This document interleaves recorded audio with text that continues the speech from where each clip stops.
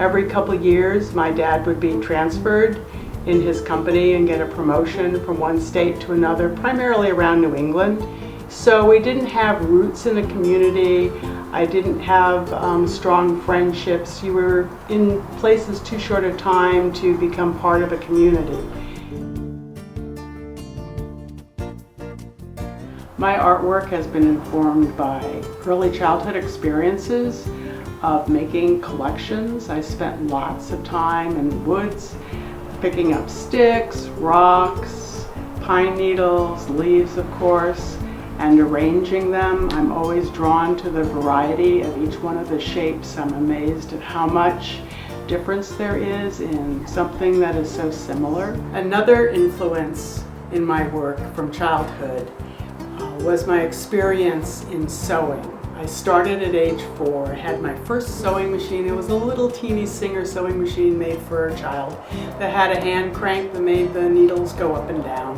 And I created clothes for dolls. I created things for myself. I just created all sorts of three-dimensional objects out of fiber and cloth. And that became the first sculptures that I made years later.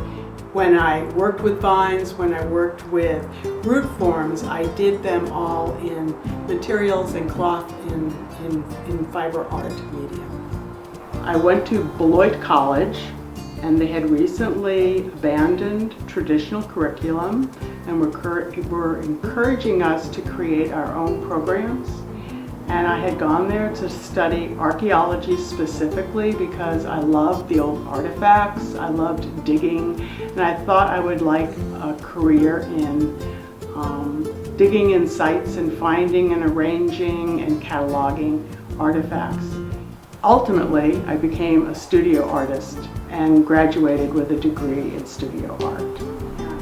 And I went back to an experiment that I did in 7th grade science, and something that just enthralled me and captured my imagination. And it was the lima bean experiment that children do from preschool all the way through. And my lima bean experiment was to show that roots always grow down towards the water source and gravity, and that the shoots grow up towards the sky and the air and the light source. And I observed and drew the lima beans in their process of sprouting and growing. And as the roots came down, I would take and turn the glass so that the roots would go back down towards the water and the shoots would go up towards the air. And you ended up with this beautiful spiral of shoots and vines that all entangled in this one experiment. There's a seed that I have been fascinated with for 10, 15 years. It comes from a tree of heaven. And that tree is a very primitive early tree. And I've been working with that imagery on and off for quite a while. And then came up with 3 different specific pieces that was the base, the seeds of heaven raining down on earth. And in one of them, language became an important part of that piece. I created an arch form from which the seeds hang down, and so I saw these seeds of heaven with their language raining down on earth as a potential for us to make changes in how we deal with the environment and how we deal with our responsibilities to the earth. A vine has a lyrical quality. Vine reminds me of writing.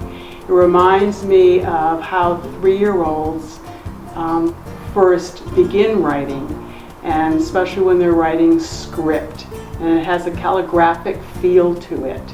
And the 3-year-olds are verbally telling a story as they're making these marks across the page. And the vines, to me, are making their mark on the landscape and describing to us what's important to them.